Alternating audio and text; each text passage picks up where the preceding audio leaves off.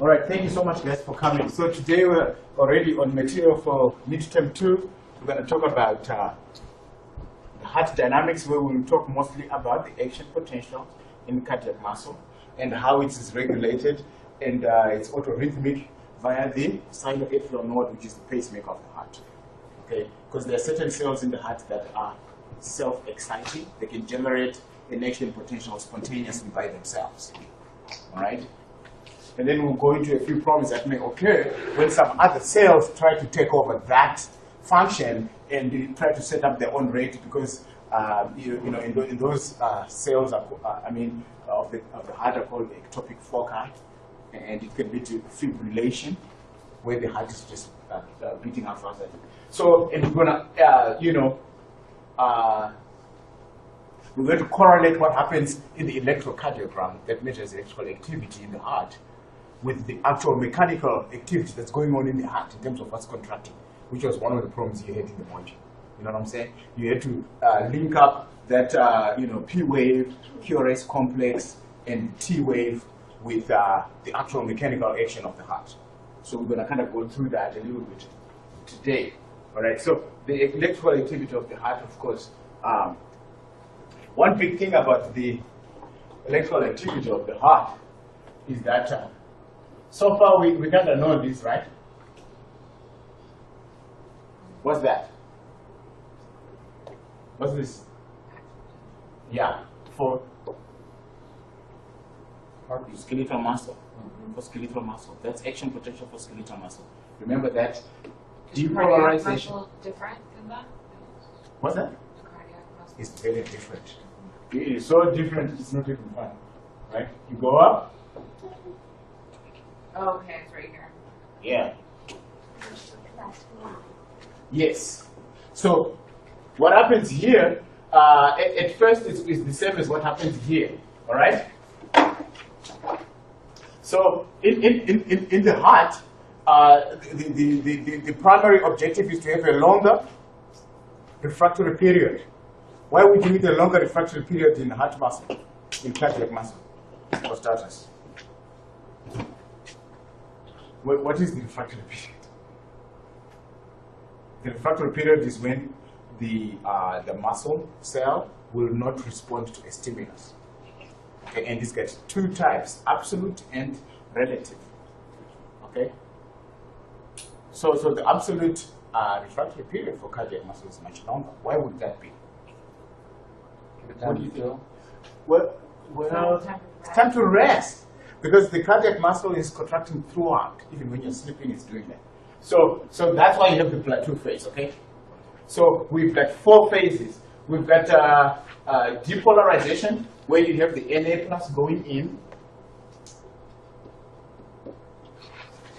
Okay. And then you have the early repolarization.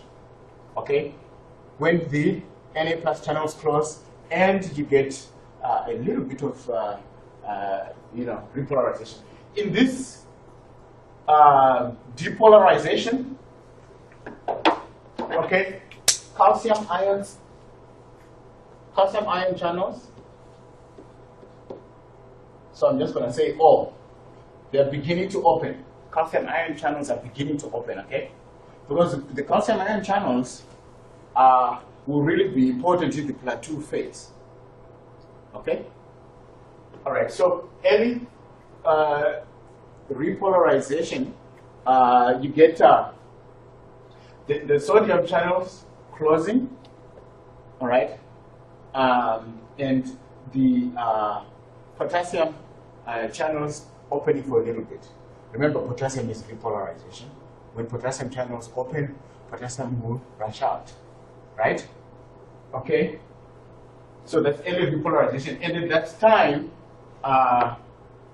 so K plus sort of begin to open. All right? So no, not all of them, just a few of them open. And, calcium channels are open too. All right? So the early repolarization is just a little bit of repolarization, and then calcium channels open up. All right, and because calcium is on the outside of the cell, So it's going to start to rush in and maintain its positive up here. All right? And then it's going to maintain it positive, it's going to maintain it positive. Okay? And then this is actually long, it's about 500 milliseconds or something like that. So the calcium maintains the plateau? Yeah, the calcium maintains the plateau phase. So we've got depolarization, Na plus open, and then calcium ions begin to open. Then we've got early repolarization, where the sodium channels close and some potassium channels open. All right, and also at the same time, the calcium channels are now open and long. All right. So when the K plus channels open, potassium channels, you get that early repolarization. So it starts to become a little bit more negative, but it doesn't go all the way because then the calcium channels open also, and the calcium is on the outside of the cell. It's going to rush in. All right. And then calcium maintains this plateau phase, which is the third phase. So the calcium ions are maintaining the plateau phase. Okay. And then we get the final repolarization, where you get the calcium channels closing and all the potassium channels opening. Okay? K plus open and Ca2 plus close. C. Okay? And then, of course, you always get a little bit of hyperpolarization and then it goes back. All right? Actually, this is supposed to be over here, the 0 mark, because the resting membrane potential is minus 85, minus 70. So you know the 4 stages of the cardiac action potential, and then you also, this one is only got 1, 2 stages, and then the hyperpolarization. Okay, and you know which ions are responsible for, because this is going to be important. Why? At the end, when we talk about how ions affect, the stroke volume and heart rate. Okay, which you kind of prompts with in the end, in the thing. So, gotta know all these 4 stages. Gotta know the ion that's responsible. So always draw this for yourself at home, and then you know exactly what's going on and what ion. Okay, 4 stages: depolarization, early repolarization, and then plateau phase, and then final repolarization. Okay, all right, good. So and you can juxtapose that to the the skeletal muscle, action potential. So the absolute refractory period is the period basically when the cardiac muscle will not respond to the stimulus no matter how strong it is. All right, and the pretty much the absolute refractory period is when you have depolarization, early repolarization, plateau phase, and final repolarization. All that time, because final repolarization is like straight down anyway, right? So that time is absolute. It's not going to respond to anything.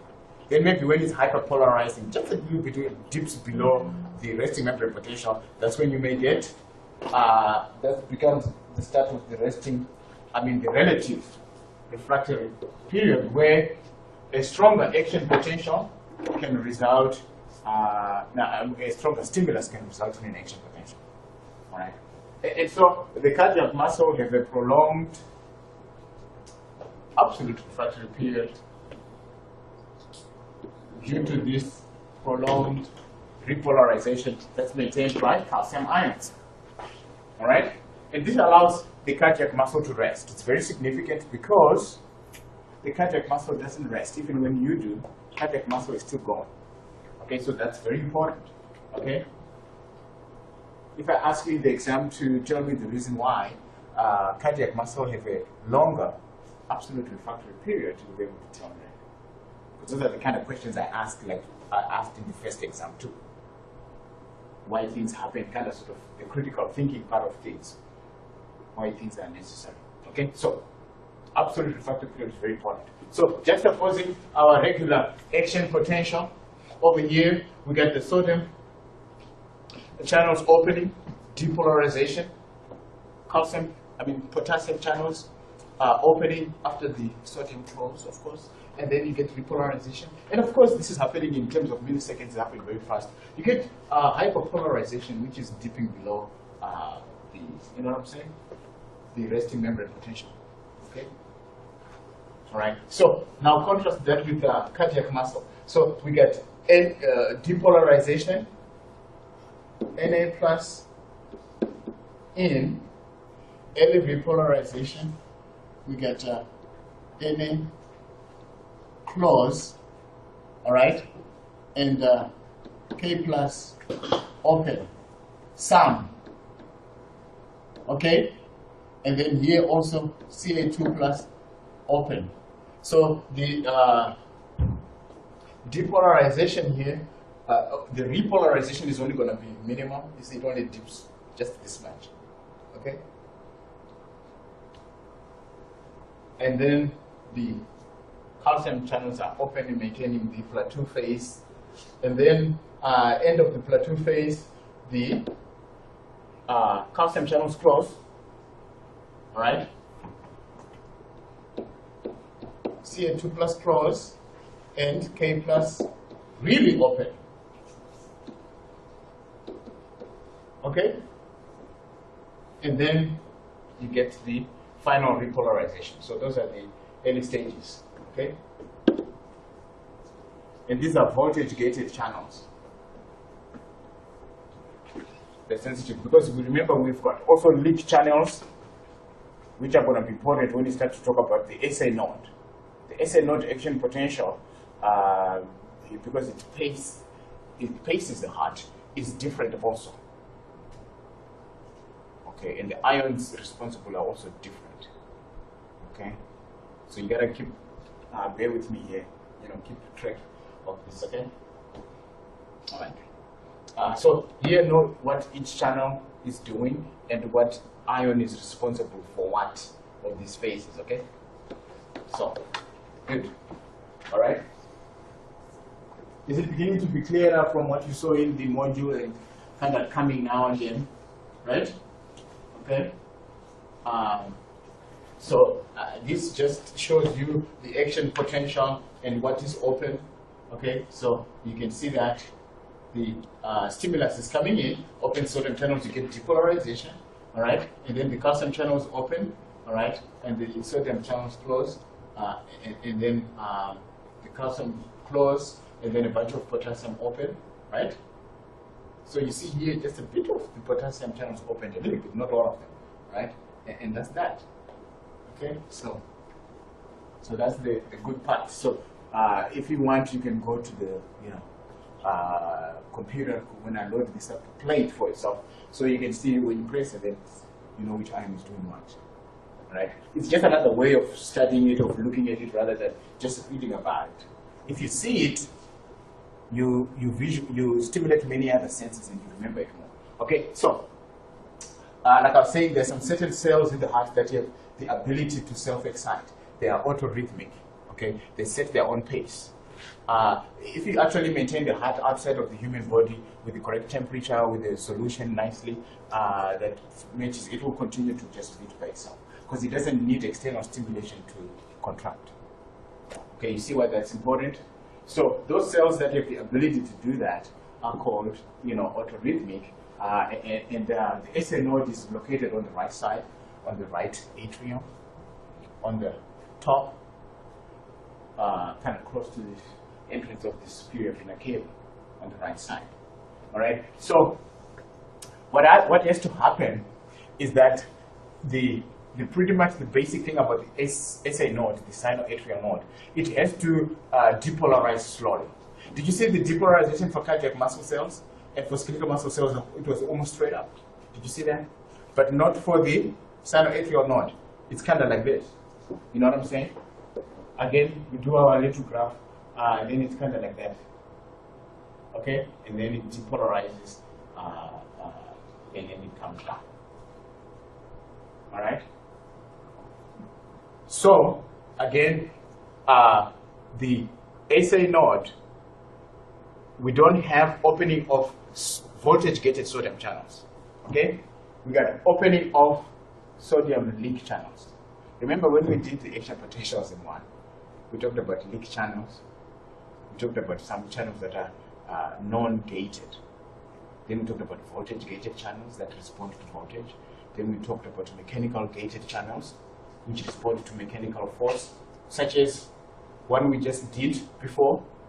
What was a mechanically gated channel that we just did in the ear? Remember the hair cells? That spring that opens up? That's a mechanically gated channel, right? So this one here will open sodium leak channels, so that you know, it doesn't have as many. The membrane doesn't have as many sodium leak channels as it has potassium leak channels, right? Okay. So when you open sodium leak channels, what's going to happen? The depolarization is going to be slow, right? Because there's not many of them. So it's going to take this kind of sort of slope like that. Okay, so that slowly depolarization as a result of Na plus leak. Leak channels, they're not gated. They're just always opening. They're just right there. Okay? So that makes it a slow depolarization. And that slow depolarization is called the prepotential. Because it's facing the heart, so that then it will go. And then it slowly depolarizes, then it goes. Slowly depolarizes, and then it sets the pace of the heart. Okay? So that's that. When it fully depolarizes, it's not the sodium channels that open. It's not the sodium voltage-gated channels, it's the calcium channels that open up. Okay? Calcium channels. Calcium is carrying like 2 positive charges, so that it really goes fast. For each, you get a double bang for your buck, right? If you had sodium channels doing this, what would you have? Just 1 positive charge per time. But if you have 2 positive charges per time coming in, it's gonna go fast. You know what I'm saying? Because you've already delayed with the prepotential. You know what I'm saying? So at that time, you really want to do this. You've got no time to be dilly-dallying at all at that time. See what I'm saying? So that's probably the reason why, instead of having a sodium channel do this, I mean a sodium potassium, a sodium ion do this, you have a calcium ion do this. See what I'm saying? Because it carries 2 positive charges for each one that comes in. Make sense? Okay, if I ask about it in the exam, you'll be able to tell me about it, right? Yeah. When something makes sense. So know about the prepotential, know what channel is responsible, the sodium leak channels, because they slowly depolarize. All right? And then know that the calcium channel opens up to get that fully depolarization so that it can now set the action potential. After you've already delayed it with the prepotential. So this is the slow developing of an action potential due to sodium leak channels. Okay? Oh my God, I hate it when it kind of goes like that because it's magnetic. Okay, guys? So know the cardiac action potential and which ions are responsible for the 4 phases of that. Alright?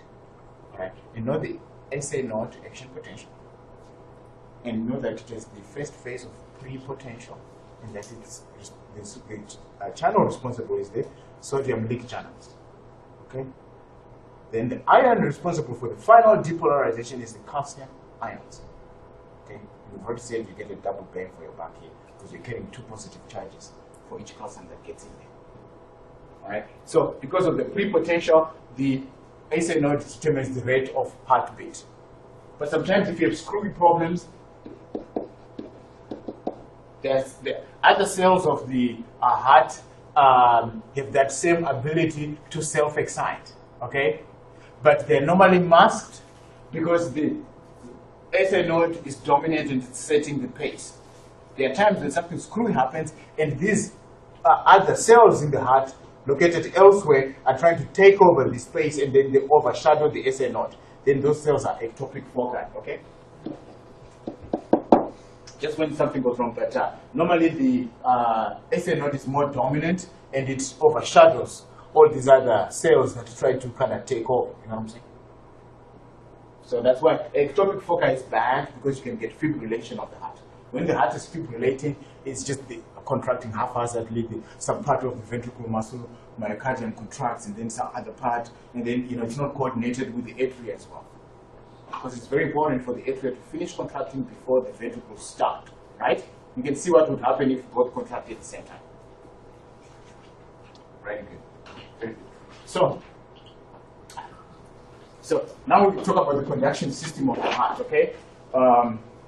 So you got to know which structures the thing passes by, the action potential passes by. See my favorite part. You know what I'm saying? So like I said, the SA node is over here. Those special cells that set the pace of the heart. The AV node, the atrioventricular node, is right here. Okay. All right. And then the AV node is connected to the AV bundle, which then splits, because this is now the ventricular septum. You know the septum, which is going to be in the example.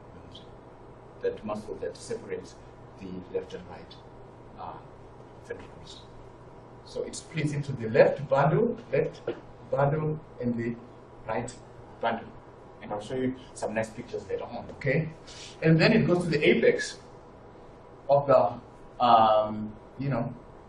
the apex of the heart.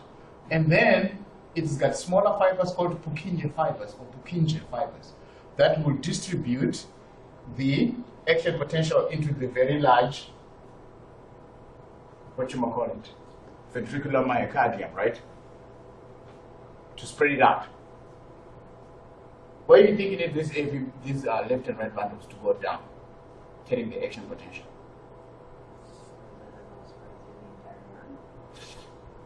But when we are contracting, where do we want our contraction to start first? Why doesn't it contract from here? Since the action potential is right there, you know what I'm saying? Why doesn't it just contract, you know what I'm saying? Why doesn't it do that? You want to squeeze from the bottom up. Yeah. We're going up. We're starting from the bottom, now we're up. That's all. You see what I'm saying? Mm-hmm. If you're squeezing toothpaste and you go to the front and you start squeezing from the front, it's going to come out. No. Yeah, you squeeze from the back there. So that's what the heart is going to try and do. Squeeze it from the back and try to squish the blood up. That's why it hits up against the AV valves, and then you make the first heart sound. And we're going to correlate that with the electrocardiogram as well, when the heart makes noises and stuff. And we will do this in the lab when we do the electrophysiology part, and you'll be able to see it live. You'll be able to see your own, QRS complex and all that stuff. It's going to be fun. Okay, so I want you to know the structures through which the impulse passes. One structure that I didn't add over here is that at the end of the atrial myocardium, right, you have certain special fibers. Okay, right at the end, so the atrial muscle or syncytium, and then at the end you have short fibers.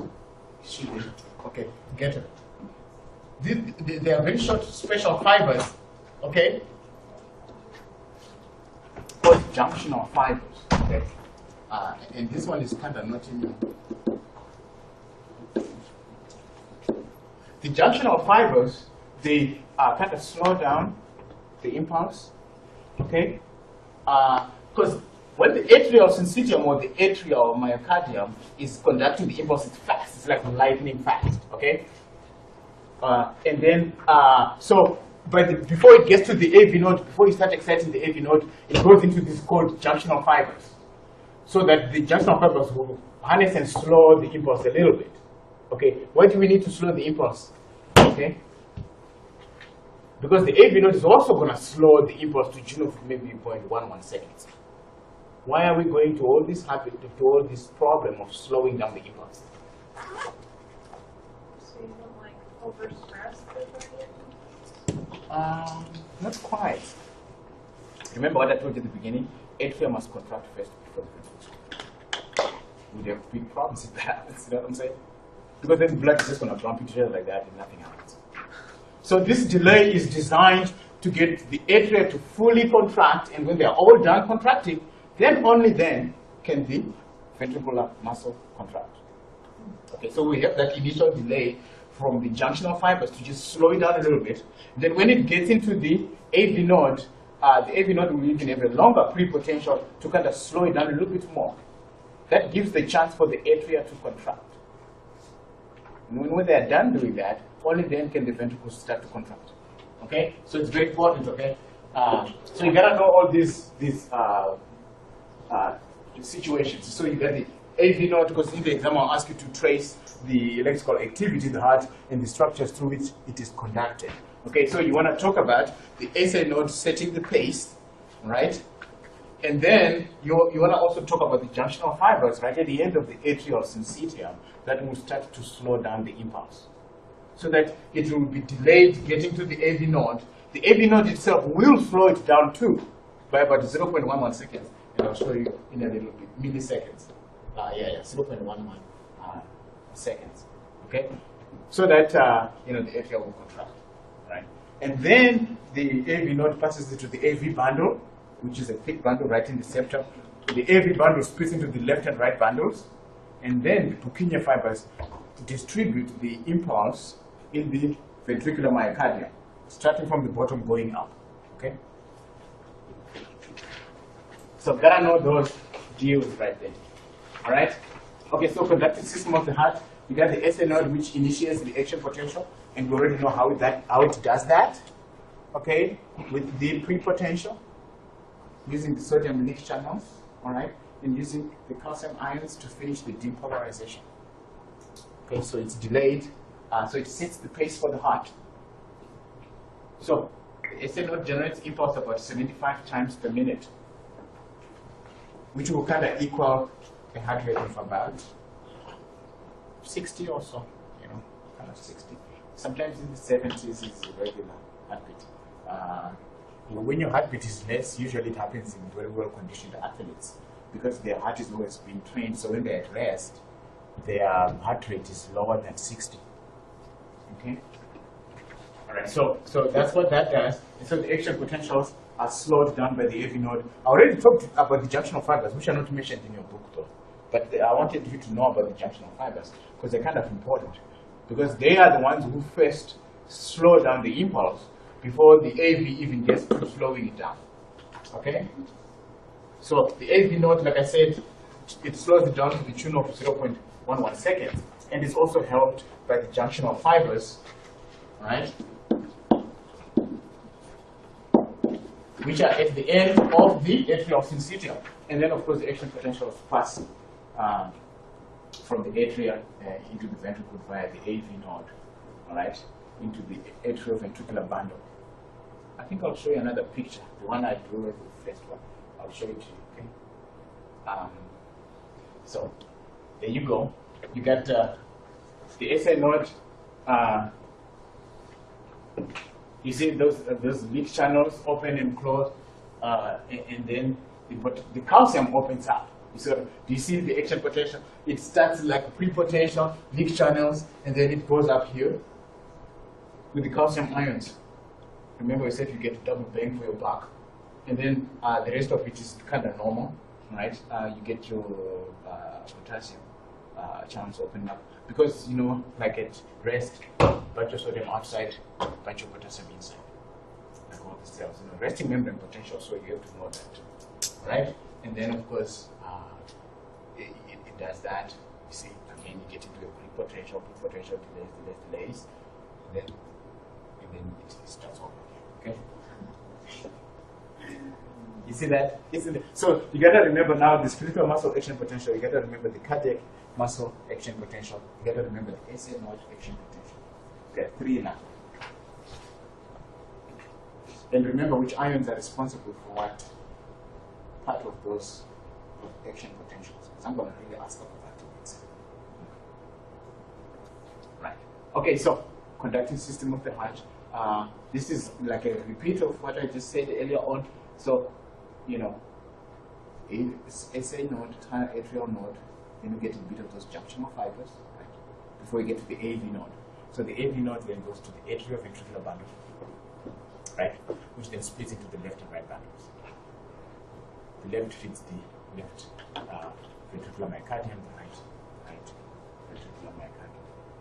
All right? And then the Purkinje fibers will distribute the impulse into the very thick ventricular myocardium. Okay, so know all the structures through which the impulse is passing as it is distributed throughout the heart. You gotta know that. You see? So this is the deal right here, ladies and gentlemen.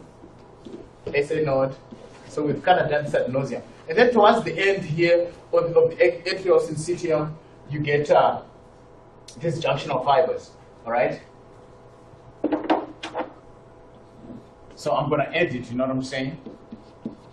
So you can, because in the exam I'm going to need you to talk about junction of fibers, you know what I'm saying? They kind of slow down the potential before it gets to the SA node, to the AV node. Then the AV node will also slow it down some, okay, to the tune of 0.11 seconds. All in the name of letting the atria contract first, then the ventricles contract second, okay, when the atria are done. And then you've got AV node, the AV bundle will be atrioventricular. In the exam, spell it out first, then you put in your parenthesis AV, then from then you can use the abbreviation of all you want, okay? But first you need to show me you know what AV means. And then the left and right bundles, and then the Purkinje fibers. And you're done. And it happens all the time, you know, as long as the heart is beating. So gotta know that.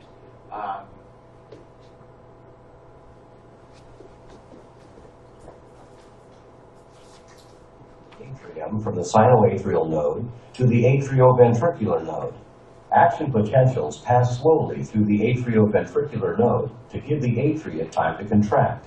They then pass rapidly along the atrioventricular bundle, which extends from the atrioventricular node through the fibrous skeleton into the interventricular septum. The atrioventricular bundle divides into right and left bundle branches, and action potentials descend rapidly to the apex of each ventricle along the bundle branches. Action potentials are carried by the Purkinje fibers from the bundle branches to the ventricular walls. The rapid conduction from the atrioventricular bundle to the ends of the Purkinje fibers allows the ventricular muscle cells to contract in unison, providing a strong contraction. Another thing that kind of helps out in terms of making sure the ventricles do not contract while the atria are contracting is what? We talked about it before, is the anatomy of the heart, the structure that surrounds the valves and so forth. What did we call it? The structure that surrounds all the four valves. Very connective, tough connective tissue. Yeah, the fibrous skeleton. So what did this thing say? The fibrous skeleton does what? It insulates, and we talked about it too. When we said the functions of the cardiac skeleton is to anchor the valves and also to insulate, so that because these are all muscles and they're excitable. When the action potential is passing through here, it can easily excite the ventricular myocardium. You don't want that. So you got that fibrous skeleton to insulate, so that only when it's passing through the AV bundles and so forth, the ventricles contract. Okay, so all those things are helping out with that. Because I might say mention two things that ensure that the atria contract first and the ventricles contract second. Okay, you're going to talk about the junction of fibers delaying. Okay, in fact, three things actually. And then you're going to talk about the AV node delaying. Then you're going to talk about the fibrous skeleton insulating, right? You say, oh, there's only two things. It's not three. It's three. So electrocardiogram. Now we're talking about the depolarization phases. It creates a bump on the curve when you measure the electrical activity, and then the QRS complex and so forth, which is when the ventricles depolarize, and the ventricles are much bigger muscle, so they have this wacky, kind of crazy-looking graph. Okay, so electrocardiogram, sometimes called EKG, records the electrical activity in the heart. Okay, it doesn't measure the mechanical things going on there, but it gives us an understanding of what or how the mechanical events are occurring, because the mechanical events in the heart are preceded by the electrical stuff first, because it is the electrical stuff that stimulates it to do that, to contract. Because we're really interested in the mechanical activity, but before that, the electrical stuff is to go right first. Okay, so it records the electrical activity in the heart. So you have the first bump will be to do with the atria, okay, because the atria are the receiving chambers. The blood is coming through the atria, right? So the P wave, the first bump on it, okay, so this is the electrocardiogram. Boom, boom. Okay, then you have the Q, R, S wave, right? And then boom. And then it starts again. Okay, so this is what we're calling the P wave. This is the Q, R, S wave. Okay, do you notice this time? Do you notice the stretch on that? What do you think is happening during that time? After the atria depolarize, they have to do what? After depolarization, then what? What has to happen to the atrial muscle? Well, now I'm talking about the actual thing happening to the atrial muscle itself. Depolarization is doing what? It's stimulating something to do something, right? That's what it is, really. It's to contract. So that's what this is all about. It's contracting, so that's why there's not, you know what I'm saying? You don't record any electrical activity in the ventricles until the atria are done contracting. See what I'm saying? So that's when you start to talk about the PQ time. If your PQ time is screwed up, it means your ventricles are probably contracting quicker than they should, and then you have problems. So you can use the ECG for diagnostic tools. Okay? You can see that the heart is not kind of beating in unison, or this is prolonged and it's beating slowly and so forth, right? Because of these gaps. So we've got the PQ gap and the QT gap, which shows when your ventricles are actually contracting. Each one is a certain number of seconds, like 0.21 for this, or point something seconds, and then this one a shorter time because it's a smaller muscle. Okay, so we start looking at those like PQ intervals, all right, and sometimes RT interval, okay, so that we can measure the time when it's contracting, right? So P wave corresponds to atrial depolarization. Okay, when they've depolarized, then the atria will contract. So this was in the module, right? So the P wave precedes atrial systole, right, or contraction of the atrium, all right? When it's all done up, starts here at the QRS wave, okay, then you have the ventricular depolarization, okay? And now this is a strong muscle, it's a much bigger muscle, so that's why you see this wacky, crazy graph over there. The QRS complex is called, because it's really a complex. Then after that, what has to happen? After the QRS complex, then? Ventricles contract. Yeah, ventricular systole, which was in the module, right? And then you see how the long time of contraction, because it's a bigger muscle, so it's going to take time to contract, right? Makes sense? So your QT interval, usually we call it QT interval, is longer than the PQ interval, right? Why? Because the ventricle is a much bigger muscle, so it takes longer to contract. Okay, so these intervals, we will measure these intervals on your own heart electroactivity when we do the electrophysiology. It's going to be cool. Okay, so and then after that, the ventricles will repolarize. Okay, so we've talked about atrial depolarization. We've talked about ventricular depolarization. We've talked about ventricular repolarization. So does it mean the atria do not repolarize? Of course they do. They do, of course they do. So why don't we have the a wave showing atrial repolarization? Because it's happening when the ventricles are. Yeah, it's going to be masked very much by the QRS complex, because that's when the ventricles are depolarizing, but they will repolarize. Okay, so don't think that the atria do not repolarize. They do. It's just that it's happening at the same time as this big fat wave right here. It's going to mask all over everything because it's much stronger. So you'll never see on the electrocardiogram, you'll never see atrial repolarization, but it doesn't mean it doesn't happen. Okay, it does happen, because you have to repolarize first before you can depolarize again. Okay, so note that. Okay, so in the exam, if I ask you why don't you see the atrial repolarization on the electrocardiogram, then you say what? You're tired already. It's masked by the QRS complex. Okay, but it does happen. Okay. All right. Very good. So based on the magnitude of the waves, then you have time between the waves, and then the ECG is used to diagnose abnormalities, like I said. Okay, so sometimes I ask you, what is the function of this electrocardiogram? What is it? You say it's measuring electrical activity in the heart. Why is it? It's used to measure. It's used to diagnose problems in the heart, in contraction and so forth. Okay.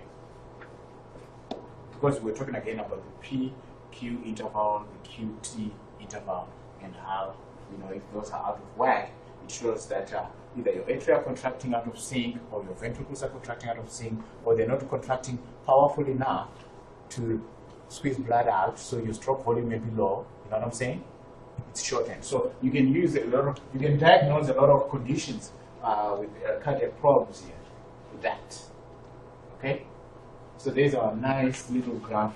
I like this. So the green part, it's atrial deep is depolarization, okay? And then this is QRX is ventricular dip, all right? And this is ventricular rip, right? Repolarization, okay? And then the atrial repolarization is occurring during the PQ. You see the intervals I was talking about? The PQ interval, okay, is the time when the atria are contracting. So mechanically, the contraction follows the P wave, because you depolarize, then you contract. Because depolarization is like the exciting part, okay, of the muscle. And then QRS complex, you have that depolarization, and then immediately following you have ventricular contraction. Okay.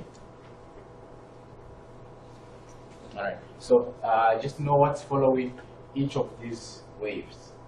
All right.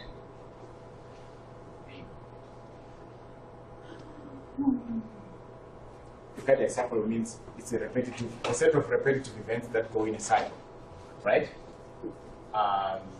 Which is the atria contract and ventricles contract. The atria contract, so the cycle continues like that, all right? It's a repetitive action of the contraction and relaxation of the heart chambers. So overview of systole and diastole, right? Systole is contraction, diastole is relaxation. Normally when you just say systole, you are referring to ventricular contraction. But if you say atrial systole, you qualify it, then you're talking about contraction of the atria. Okay? Normally they just leave it as systole. It refers to the ventricles. So atrial systole is contraction of the atria, and systole is contraction of the ventricles. You don't have to say ventricular systole, because they are the big fat muscles, they're the big boys. We just call it systole. All right. And same thing with diastole. We have to say atrial diastole. We just say diastole, then we just took ventricular relaxation. Okay. Okay. So during systole, that means ventricular contraction. See what I'm saying? So when the ventricles contract, we all know about this. What happens? The blood rushes up against the AV valves, which is the tricuspid on the which side? Right side. Just in the exact.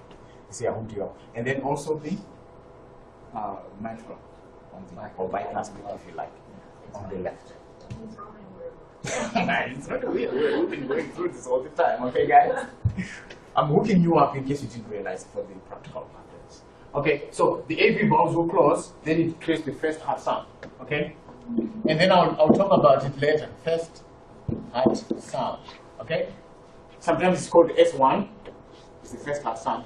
It's due to the atrioventricular valves closing. All right, so that blood doesn't go back into the atrium. Okay. All right. So of course, when the ventricles contract, the pressure in the ventricles is going up. All right. And then because the pressure is so up, it forces what open? semilunar valves.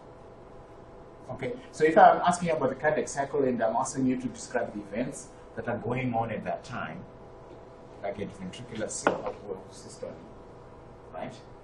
You will say that ventricles are contracting, just visualize the ventricles contracting, and then visualize the valves, which valves it's going to hit, right? And then they have to close because of the orientation of the valves. The valves, the AV valves are pointing down like this. They're like parachutes. They fill up with blood and they close up, and they form the duck sound. Okay? Because the pressure is high and the blood is not going to the atria, it's got nowhere else to go but through these semilunar valves. Right? Then they open up. Okay? So blood flows to the aorta. Right? So this, if you try to memorize it, it won't work. You know, it makes sense, just visualize it, just understand it, you're okay with it. After that, you don't have to, like, if you sit there try to memorize it, it won't work actually. It will never work. You won't memorize it because you just don't have enough brain cells to do that. Okay? It makes sense to you, understand it, that's, you should trust it, that in the exam, when you're asked about it, you just say it, because you understand it, that's it. It's all mechanical stuff, that's what I like about the heart. It is nothing kind of like fuzzy, you know what I'm saying? It all makes sense. So beginning of diastole, that means the ventricles are relaxing now. Okay? So what can you visualize? The pressure is going to go less and they're going to relax like this. And then what's going to happen to the blood from the aorta and the pulmonary trunk? It's going to try to go back. You know what I'm saying? Then we have the semilunar valves faced like this, I mean oriented like this. And then it's just going to go lap. It's going to fill them up and then we form the second heart sound during diastole. Oh, diastole. I don't have to say ventricular. You know what I'm saying? During, diastole. First heart sound during systole, right?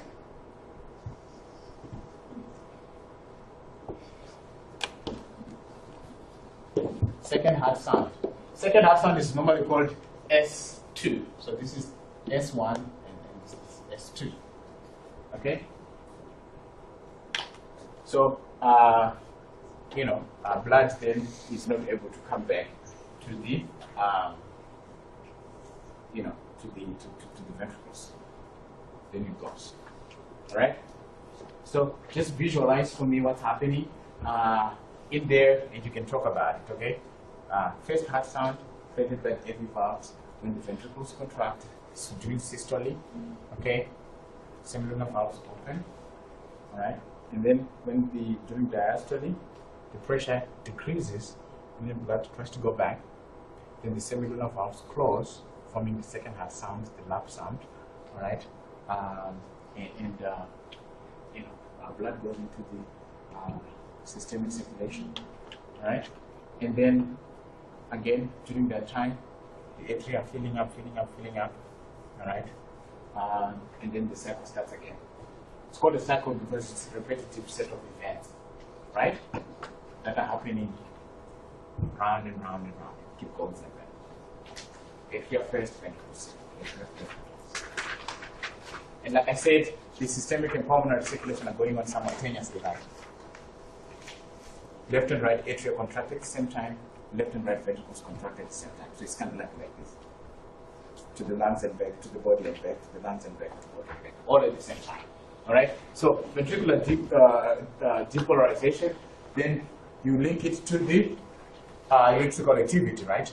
The mechanical activity, you link it to the electrical activity. So you get the QRS complex, ventricular depolarization. Immediately after that, you get systole or ventricular systole. I can call it that too, but you don't have to. Just call it systole is fine.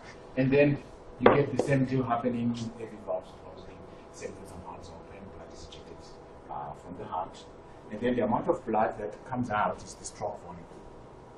All right, in a minute. No. The amount of blood that comes out with each beat is the stroke volume. The amount of blood that comes out after 60 beats or so in a minute is the cardiac output. Okay, you see that? So sorry about that. Okay, good. So the volume of the blood in the ventricle will go down, right?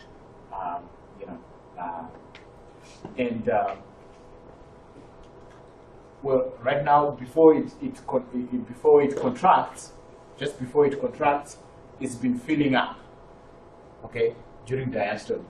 Okay, so the end diastolic volume is the volume in the ventricles just before it contracts, right? End diastole.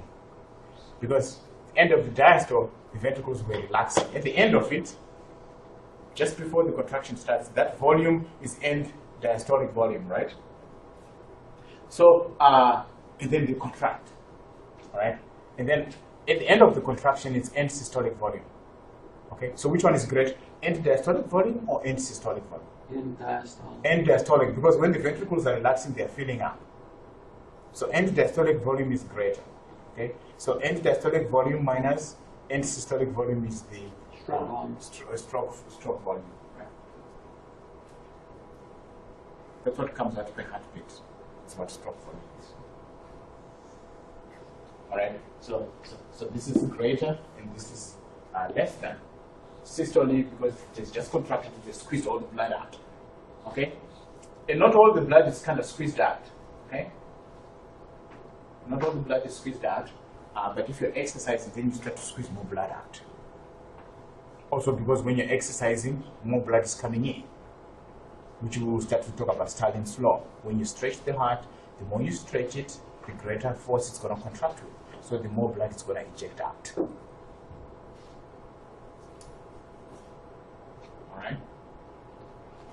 So these are the events now. Ventricular repolarization produces the T wave that's happening during diastole when the ventricles are now relaxing. All right. I mean, during diastole when the ventricles are relaxing, and blood tries to flow back into the relaxed ventricles, and then the semilunar valve saying, you create the second heart sound. All right. And then the AV valve open and blood flows into the ventricles. Once the the pressure of the returning blood into the atria is going to be much greater because the ventricles are now relaxed. So then the AV valves will start to open, right? And because atria, they are smaller chambers, and the systemic circulation from the lungs as well is bringing in a whole bunch of blood. Okay, but it's not going to be sitting in the atria. As long as you have venous pressure coming in, because the veins are pumping blood back to the heart with those valves and those muscles and those respiratory movements, right? So the blood will push through.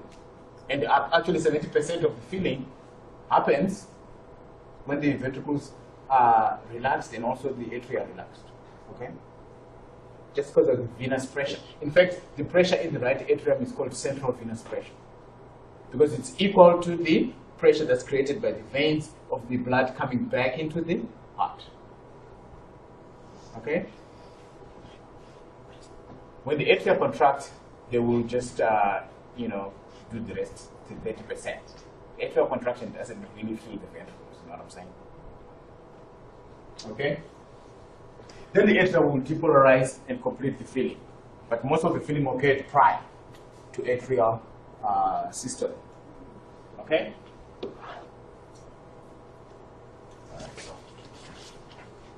Oh my God, that was because I saw the time. Aortic pressure, this is when last time I was talking about the, the dichrotic notch. Remember with the aorta, what kind of artery? Is it elastic or muscular? Elastic. It's elastic. So it's going to recoil. When you stretch it by dumping a bunch of blood in there, it's going to stretch. And it's like a catapult. When it stretches, it's going to recoil back.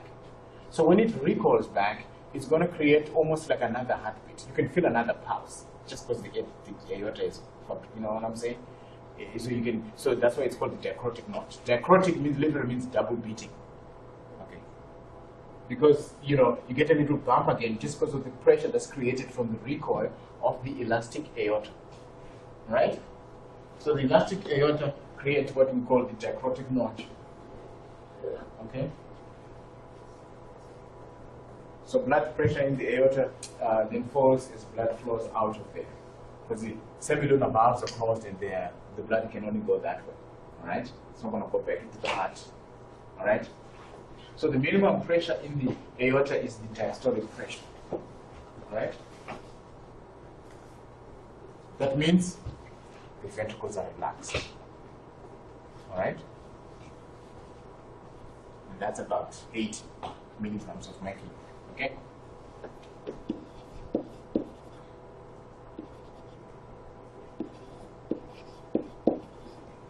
Okay, so when you measure your blood pressure, it's going to be under 80, something under 80. Because what's on top is the systolic pressure in the aorta. That's your blood pressure. When they measure your blood pressure, they are simply measuring the pressure in your aorta, right? So you understand that the diastolic pressure is going to be less because the ventricles haven't pumped blood in there yet. So it's the minimum pressure that is going to be in the aorta, right? And it's about 80 for a human being who's not hypertensive, which is a common problem. All right, heart sounds, of course, first heart sound occurs when the AV valve closed, second heart sound occurs when the semilunar valve closed, right? So we know about that, we've already talked about that, all right? Usually when you go to the doctor, sometimes they will listen to you at the back and then you breathe out, and then they put the stethoscope on certain positions on your chest. Okay, so they are trying to listen to the tricuspid valve, which is on the right side of the heart. Then they'll kind of put it on the lower part of the sternum on the right side. That's where you hear it the best. All right, so you can see which valve is problematic. So here, is the bicuspid valve. You press it kind of towards the bottom on the left side. Okay, but the valve itself is over there. It's up there, right by the sternum. But you don't put it there. You put your stethoscope here. Okay, so these are just the positions. And of course, this is the pulmonary, and this kind of close to it. So, right. So listen to the four valves to see which one is problematic. If it's problematic, you hear kind of like a heart memo. And this is something that happens in terms of the pressure and the electrical activity going on and the sounds going on, just kind of all together, and to see what's happening. When the chamber is contracting during systole, then the pressure is going up. When it's relaxing, the pressure then goes down. Okay, and then you can see the dichrotic notch over there. You can kind of sort of look at this just to kind of visualize what's happening to the volumes of the chambers, relaxation, contraction, and so forth, right? And it's just a summary of events of the cardiac cycle, pretty much what we just talked about, all right? So, and then the volume just explains that graph in terms of the volumes, and then these are some of the conditions that happen when the heart is beating either too fast, when it's tachycardia, or too slow, bradycardia. But bradycardia sometimes is caused in conditioned athletes too, because the heart contracts so efficiently that it pumps enough stroke volume out in conditioned athletes that the heart doesn't have to beat more times. So it beats less than 60 beats per minute. But it doesn't mean there's nothing wrong. No, it means they're well conditioned. It's normal for them. All the conditioned So it's athletes. not really a condition. I said conditioning, I meaning well-trained athletes.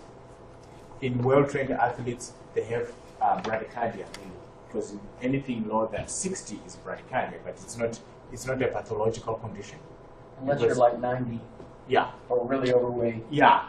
Then the bradycardia Anyway, is not a the result of being That's fit. not conditioning. It's Yeah. a condition. It's a condition now. Well-trained athletes, by condition I was meaning well-trained conditioned athletes, well-trained athletes, they are lower, okay? And then there are some other things that happen, like, SA node blocks, and then the P waves are not happening properly, AV node blocks. Remember, the AV node is on the first zone, and then you're getting more atrial contraction and less ventricular contraction when you get an AV node block. Because AV node is what passes the impulse to the ventricles, right? So if it's going to be blocked, the AV is blocked, what's going to happen? The ventricles are not going to contract a 1-to-1 ratio. When the atria contract, the ventricles contract. It's supposed to be 1-to-1. But if you're having problems there, the atria can contract about 2 to 3 times. And then the ventricle won't contract maybe once or twice. That's what this is showing, okay? When you have a block, an AV node block. See what I'm saying? I kind of want you to understand some of these conditions, some of these pathological conditions, okay? I don't have time to really go through all of them, but I kind of explain some of the big ones, the bradycardia and tachycardia, okay? Okay, so, yeah. All right, good. This is the cardiac cycle. We've gone through it ad nauseum. We went through it a lot. You don't have time to watch this cartoon. You can watch it again, okay? Later on. So this is just the mean arterial blood pressure, okay? And it talks about the adequate pressure that's necessary to deliver blood to all the tissues, right? So systolic pressure when the ventricles contract, which comes to about 120 average for a normal human being, 120 milligrams mercury, okay, is enough to distribute blood throughout.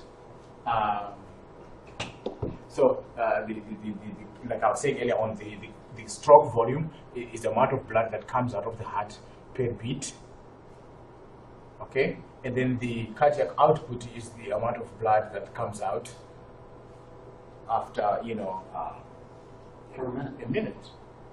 So you multiply stroke volume times the number of beats per minute to get your cardiac output, which is so many mils per minute, right? That's your cardiac output, and there's some units for it.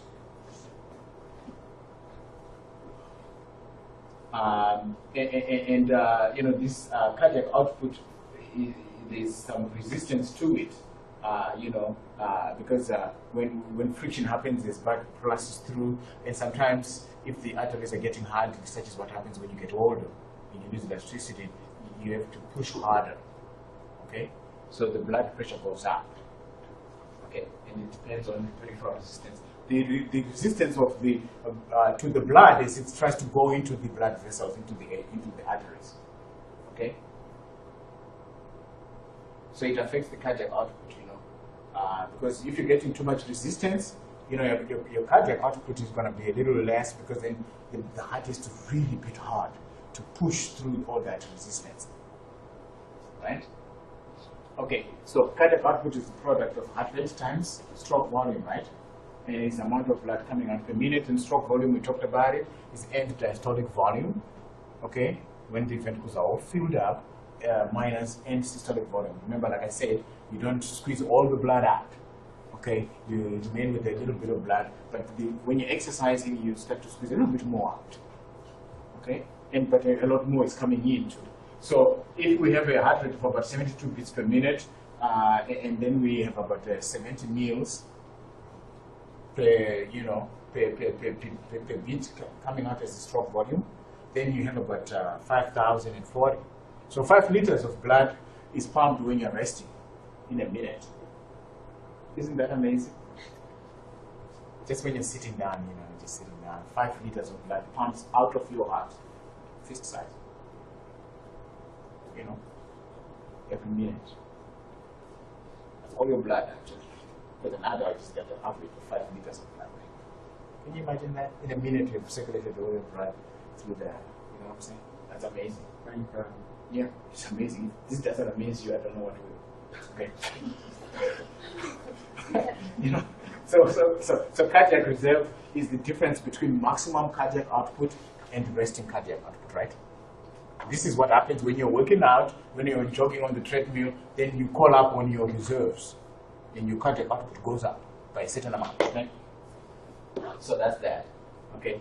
So which brings us to when you, let's see, did you talk about, okay, yeah, so it just talks about that. All right, so when you're working out, your muscles are contracting, you're retaining a lot more blood, okay, venous return is high, and then it's going to stretch the heart more, and then we start to talk about Starling's law of the heart. Starling's law of the heart, just Starling, pretty just means the more you stretch the heart muscle, the greater the force is going to contract it. So it means if you have a high venous return, you're going to fill the ventricles a lot more, and then it's going to contract a lot harder, so your cardiac output goes up. So that's what this is talking about. So increased force of contraction increases stroke volume by decreasing end systolic volume. So you have less remaining in the heart after systole in the ventricles, that is. When you have high venous return, you stretch the ventricular myocardium more. Remember the length muscle tension curve we talked about? It has to be enough stretching. You don't overstretch it. If you overstretch it, then it doesn't contract properly. Okay, so it just has to be good stretching, and then it will contract with more force. Okay, right. So so that brings us to Starling's law. Okay, of the heart, which is very important. I really need you to understand Starling's law, which simply means that it's dependent on the venous return of blood. Okay, Starling's law states that the more you stretch the ventricular myocardium, the greater the force it's going to contract with. Makes sense, right? It's like a catapult. If you stretch it more, the stone or whatever, the pebble is going to go further. Same thing. So understand? So the venous return creates what we call preload, right? Because it's like loading up. It's like the stretching bit. So the venous return creates the preload. The higher the preload, the greater the output. Okay? And then the resting pressure in the arteries, if it's high, then the heart has to beat up against that. So the force that the heart has to oppose, all right, is the afterload. You see what I'm saying? So you see the difference between preload and afterload, and also know what Starling's law is. Preload is the caulking, it's like the amount of filling that depends on venous return, all right? And the more you stretch the cardiac muscle, the greater force is going to contract with, the more the cardiac output, all right? And the force or the pressure in the arteries, it rests in the aorta, in the pulmonary trunk, okay, is going to be what the heart has to force the blood through. So that's the afterload. That's how much work the heart has to do in order to push the blood through. So when you get old and your elastic arteries are filling with all this connective tissue and they become hard, then they're going to have lots of resistance. That's the peripheral resistance we're talking about. So the afterload is much greater when you get older, all right? Because then the heart has to beat up against all that pressure that's already in there. So when you're hypertensive, it's not good because your heart starts to work harder just to be able to pump the blood out, enough blood out. Okay, so know what afterload is, know what preload is. You know, I may not get enough time to talk about. So the extrinsic way is outside forces, modifying the stroke volume and so forth. And the parasympathetic stimulation via the vagus nerve, okay, and the sympathetic nerve coming from the the epinephrine fibers and the noradrenaline, which is the fight-flight thing. They increase heart rate. Parasympathetic decreases heart rate from the vagus. All right. So epinephrine and norepinephrine are made in the adrenal medulla, which is the adrenal gland, the one above the kidneys. Makes those two. Okay. That's why if you have an EpiPen, it jolts you into, it excites you, so it speeds up heart rate and so forth, such as when you're getting like an allergic reaction, a strong allergic reaction and so forth. So some people wear that they have an EpiPen because it produces it. So that's the extrinsic way, outside way of regulating the heart, and hormones too, like atrial natriuretic peptide, that kind of sort of works with sodium content and so forth. But for now, I want you to understand the parasympathetic, which generally decreases, and sympathetic, which generally increases heart rate. So the parasympathetic stimulation decreases heart rate because it increases membrane permeability to potassium. All right, and then potassium gets into the cell. It gets out of the cell because potassium is more inside, right? So when potassium comes out, what happens? You are hyperpolarizing it, which means you're moving further from threshold, and then you're slowing down the heart. Do you see that? Yeah, I mean, it's kind of a mouthful. But, when you open potassium channels, okay, there is going to be, potassium is going to come out of the cell because at rest, where is the potassium? It's inside the cell. So if you open potassium channels, the positive comes out, so you're becoming further and further more negative, which means you're moving further from threshold, and the likelihood of an action potential is less, and you slow down heart rate. Okay, can you explain that? Because of hyperpolarization. So And then the sympathetic, it does norepinephrine, and it norepinephrine and epinephrine will open calcium channels. Calcium, remember, it causes the depolarization in the SA node because the calcium is on the outside. So if you open calcium channels, you're going to really depolarize it because you're going to get, it becomes more positive. So you speed up heart rate. You see, it's just a matter of knowing where your ions are. And, when you open that channel, the gates, where it's going to come from and where it's going to go. And then you know what depolarization is, so you'll be able to explain what happens. Okay? So be able to explain how this extrinsic heart, and then of course, there's also the baroreceptors which monitor blood pressure in the aorta, and the carotids in special blood vessels. Okay? So those are and the cardioregulatory center in the medulla oblongata. All right? And also the chemoreceptors we'll talk about later. So it responds to decreased blood pressure. Okay, then you have sympathetic stimuli, then you increase heart rate. All right. When blood pressure increases, you have more parasympathetic stimuli, you decrease heart rate. Okay. So baroreceptors monitor blood pressure in the cardioregulatory center and modifies heart rate and stroke volume.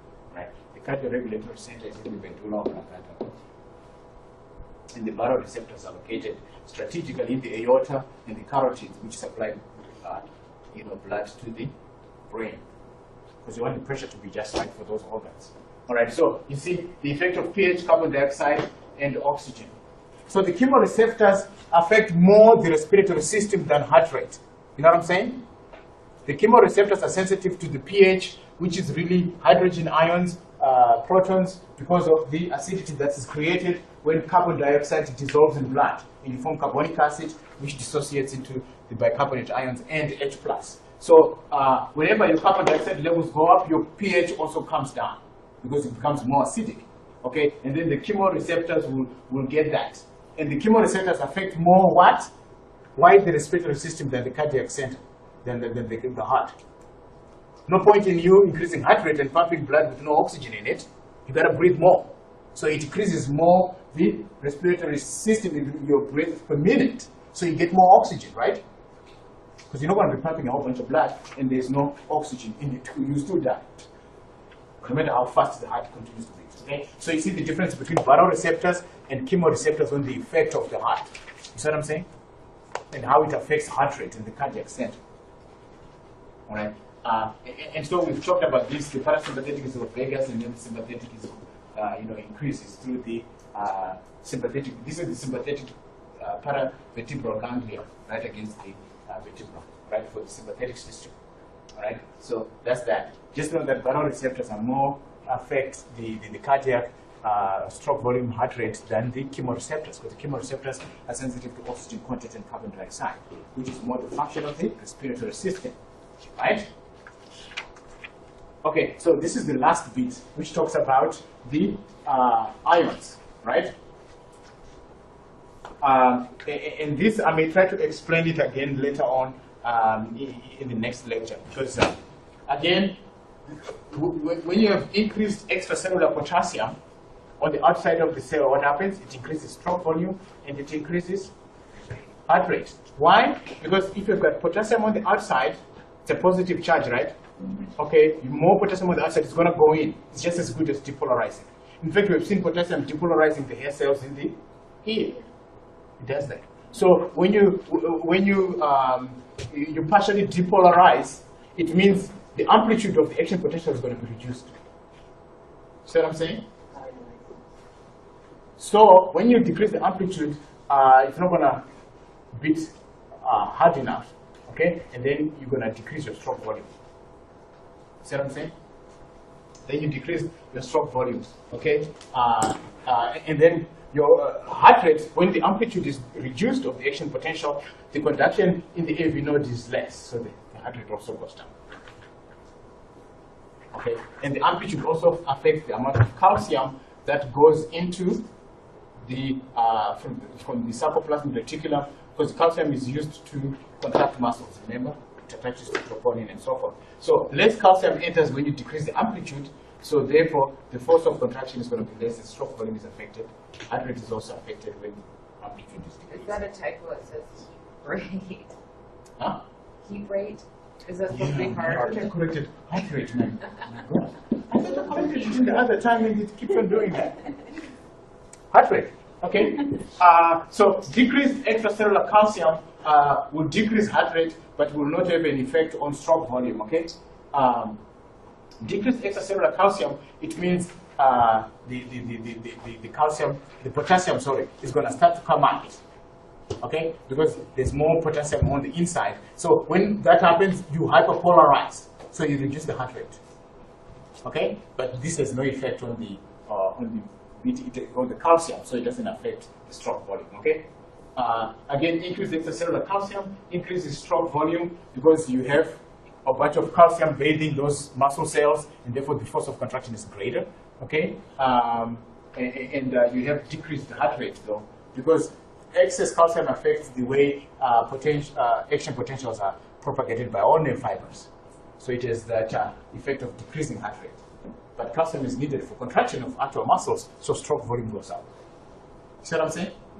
Yeah, so, and then the opposite is true for calcium levels, which are low, but they have to go real low, lower than 1/10 of the actual levels for it to see the effect. Usually it's always high.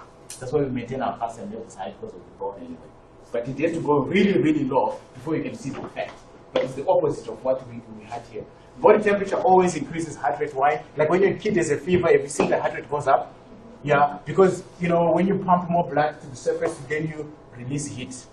So that's an attempt to release it. So always high temperatures increase heart rate so that you pump more blood to the periphery and they become flushed too when they've got a fever because then they're trying to lose that heat through the blood system, okay? So I want you to understand that, and this is what happens when you get old. Most of the time, it's the elasticity being lost in the arteries, and then of course you increase the afterload, the heart has to work harder, the peripheral resistance goes much higher, okay? The cardiac output decreases, you know, the heart hypertrophies, okay? Because it's trying to grow to meet the new need, all right?